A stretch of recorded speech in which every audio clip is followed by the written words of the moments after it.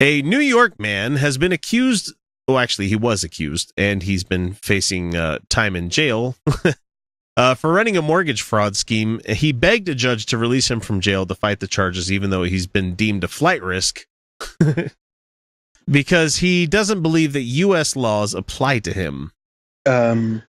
Bruce Sovereign? Lewis he's a sovereign citizen. He's a 66-year-old man who considers himself a sovereign citizen. You're not. Has spent the That's last not how it works.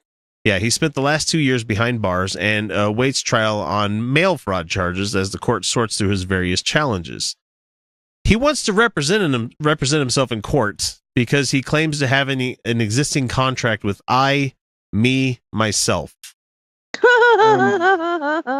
He fired his court-appointed attorney in April, which prompted the U.S. district judge to appoint another attorney.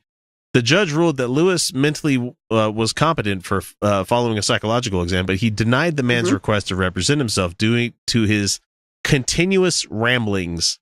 This is what the judge said. And illogical statements, such as a claim that he is helping Donald Trump reduce the national debt. Yeah, that's not... He's not doing any of this.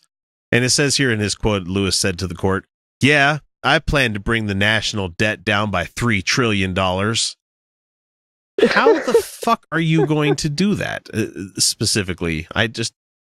That's a giant chunk of money. I mean, are you going to somehow bill everybody in Iraq and Afghanistan for our services? I mean, that would start. I mean, how the fuck are you going to just squeeze $3 trillion? If you had $3 trillion and you gave that money voluntarily to the Fed, to the federal government, that would not do anything to the national debt. No. Nope. So Lewis was arrested 4 days before Christmas last year with 4 co-defendants who operated Terra Foundation in Valhalla, not the actual location of Valhalla, but the city, which promised to reduce or eliminate mortgage debts for clients, but instead allegedly filed phony documents. The company filed nearly 60 mortgage discharge papers with county clerks between 2011 and 2012 on loans worth $33 million and charged a monthly fee for those services that were never actually rendered. So it's easy to see why they've got mail fraud and all sorts of other charges facing on them. The other 4 defendants were released on bail last year, but Lewis remains jailed because the court deems him a flight risk with no ties to the community or a place to stay, and because he considers himself above the law. Yep. Oh man, this guy's amazing. He claimed in his day after Christmas letter to the court that he was being framed. Even though I did those crimes, I'm being framed. What? And he was being treated as public enemy number 1. No? No. No, he's definitely not. And Lewis asked for his release while the case works its way through the court. No, you can just sit in jail. Thank you very much. And he said at the very end of this article here, he said, "I'm so sad I can't stop crying," said Lewis, because he's being kept in jail once again for another Christmas. It's like, come on, man. I don't feel sad for you at all. Not even a little. Swindled No, people you should have started a religion. That's an easy way to get your 33 million by swindling people and not having to and not having actually any break laws. consequences. Yeah. Mm-hmm. So it's just a fun little aside story about this guy that says he's actually helping Donald Trump and he's going to reduce the debt by $3 trillion. I was just like, this is a delicious weirdo that deserves a few minutes in the Utah Outcast spotlight. Guys, you're not above the law. There is no law that says that you have to pay taxes on your wages.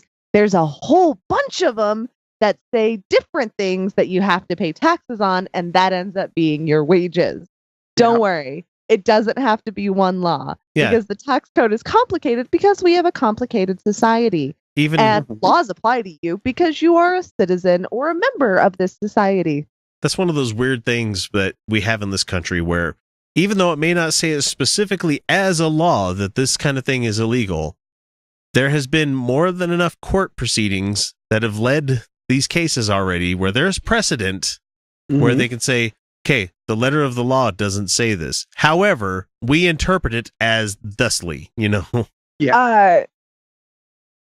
There are people at my work that claim because emails were subpoenaed that somebody said about like recruiting a doctor. Let's get this bad motherfucker.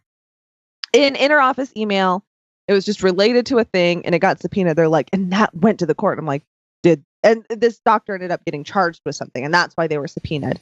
I'm like, were they actually used in the case or were they disregarded? And they went, no, they were subpoenaed. I go, that doesn't matter. That just has to do with discovery, guys. That's just right. You know. So people seem to think that letter of the law, like so many people are under the impression that letter of the law is everything. That is fucking magic words. Probably because they use magic words every day. Pale ale. But I keep trying to explain to people, I'm like, no, the law actually is for interpretation, and that interpretation is in precedent. So although things can be technically illegal, unless they're within a certain amount of reason, like you have to prove intent. You have to prove intent. And 6 emails passing through a private server, not enough to that were improperly marked. That's not intent. That you cannot show that there's intent there. But if someone is, say, purposely saying that they are a sovereign citizen and therefore don't have to pay taxes, and then they're being brought up on tax fraud, that's intent. That seems like a lot of intent, especially when they're filing false documents. Wow, that's a lot of intent. That's a lot of it. Quite a bit.